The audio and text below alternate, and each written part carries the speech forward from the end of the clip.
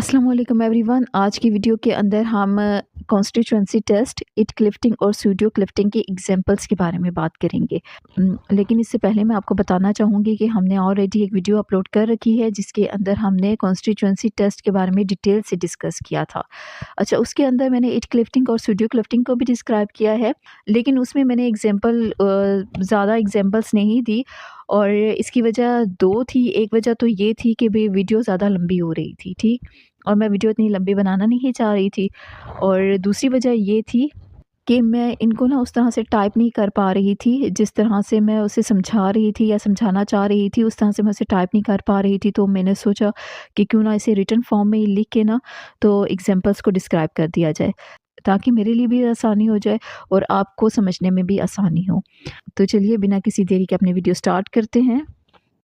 अच्छा जी, इट क्लिफ्टिंग की बात करें तो इट क्लिफ कॉन्स्टिट्यूएंसी टेस्ट का ही एक हिस्सा है, जिसके अंदर हम किसी एक सेंटेंस के स्पेसिफिक फ्रेज को उठा लेते हैं और फिर हम ये जज करने के लिए कि आया कि ये स्पेसिफिक फ्रेज अगर हम किसी सेंटेंस के अंदर प्रॉपर तरीके से अरेंज करते हैं तो क्या ये सेंटेंस हमें एक मीनिंग देता है और क्या ये बेस्ट प्लेस है उस फ्रेज को वहाँ पे अटैच करने की। तो ऐसी सूरत में सेंटेंस हमें करेक्ट सेंस प्रोवाइड कर रहा है। तो ये सारी चीज़ें देखने के लिए हम कॉन्स्टिट्यूएंसी टेस्ट को करते हैं। तो इट क्लिफ्टिंग के लिए सबसे पहले हमारे पास जो फार्मूला होगा वो है इट, फिर इसके बाद हम बी का यूज़ करेंगे, फिर इसके बाद क्लोज यूज़ करेंगे और देन हम WH वर्ड्स को यूज़ करेंगे। ठीक, अब क्या है कि ये जो क्लोज है या फ्रेज है, ठीक है, ये क्लोज या फ्रेज वो होगी जो कि हम फाइंड आउट करना चाहते हैं कि हाँ ये कॉन्स्टिट्यूएंट है या नहीं। ठीक है, तो लेट्स सी, हमारे पास एक सेंटेंस है the boy found the ball. ठीक है, अब ये हमारे पास एक सेंटेंस दिया गया है और हमसे कहा जाए कि जो फ्रेज है यानी द बॉय जो फ्रेज है ये बताया जाए कि ये कॉन्स्टिट्यूएंट है या नहीं। तो ऐसी सूरत में हम क्या करेंगे कि ये जो फार्मूला ऊपर दिया गया है इस फार्मूले के अंदर हम इस सेंटेंस को पुट करेंगे। तो सबसे पहले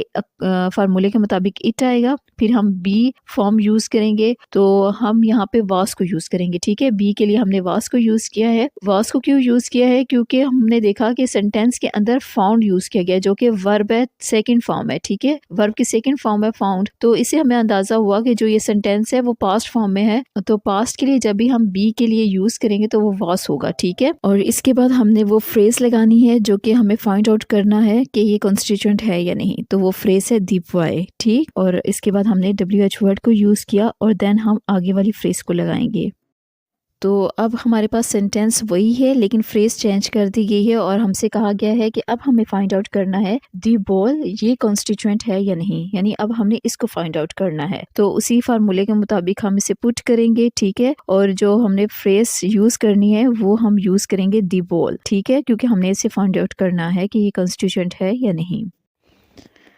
अच्छा जी, नेक्स्ट हमारे पास है सूडो क्लिफ्टिंग। और सूडो क्लिफ्टिंग के अंदर अगर हम देखें तो फार्मूला कुछ इस तरह से यूज़ होता है। इसमें सबसे पहले WH वर्ड यूज़ होता है, इसके बाद एक्स फ्रेज यूज़ होती है, देन हम बी वर्ब यूज़ करते हैं एंड पे हम वाई फ्रेज यूज़ करते हैं। ठीक है, अच्छा, इसमें जो वाई फ्रेज है ना वो वाली फ्रेज है जो कि हमने फाइंड आउट करनी है कि इधर ये सेंटेंस का कॉन्स्टिट्यूएंट है या नहीं। ठीक, यानी यहाँ पे जो वाई होगी ना वाई फ्रेज वो हमने फाइंड आउट करनी है। ठीक है, तो लेट्स सी कि हमारे पास सेंटेंस है ही कॉट द बटरफ्लाई। इसके अंदर हम देखें द बटरफ्लाई जो है वो वाई फ्रेज है। ठीक, यानी हमने इस वाई फ्रेज को फाइंड आउट करना है कि इधर ये कॉन्स्टिट्यूएंट है या नहीं। तो हम जो से ऊपर दिए गए फार्मूले के मुताबिक हम इस सेंटेंस को इस तरह से बनाएंगे कि सबसे पहले हम WH वर्ड यूज़ करेंगे और फिर इसके बाद हम जो से है वो फ्रेज यूज़ करेंगे।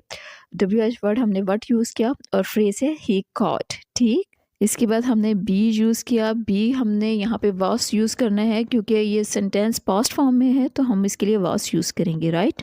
और अगर प्रेजेंट टेंस में होगा तो हम यहाँ पे इस यूज़ करेंगे।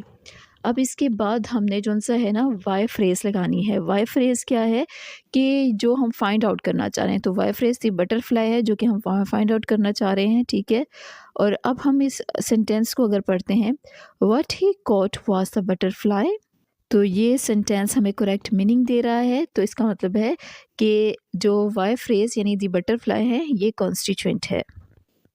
और आगे कुछ मज़ीद एग्जांपल्स है। अगर आपको फार्मूला अच्छे से अंडरस्टैंड हो गया है तो आप इजीली इनको सॉल्व कर सकेंगे। आप इन एग्जांपल्स को एक दफ़ा देखेंगे तो आपको खुद से ही समझ आ जाएगा कि ये किस तरह से सॉल्व की गई हैं। बस अपने फार्मूले को देखना है और इसमें पुट करते जाना है। अच्छा जी, एक और इम्पोर्टेंट चीज़ याद रखने की ये है कि WH वर्ड के अंदर जो हु है वो हम लिविंग ऑर्गेनिजम्स के लिए, लिविंग थिंग्स के लिए यूज़ करेंगे, और जबकि व्हाट का वर्ड है वो हम नॉन लिविंग थिंग्स के लिए यूज़ करेंगे। ठीक है, जिस तरह से इस सेंटेंस के अंदर देखें तो the cat drunk the milk. ठीक है, तो द कैट जो सी है वो लिविंग थिंग है, तो हम इसके लिए हु यूज़ करेंगे या फिर हम यूज़ करेंगे द वन हु। ठीक है, क्योंकि ये लिविंग थिंग है। जबकि इसी सेंटेंस के अंदर द मिल्क को देखें जो कि नॉन लिविंग थिंग है, तो हम इसके लिए व्हाट का यूज़ करेंगे।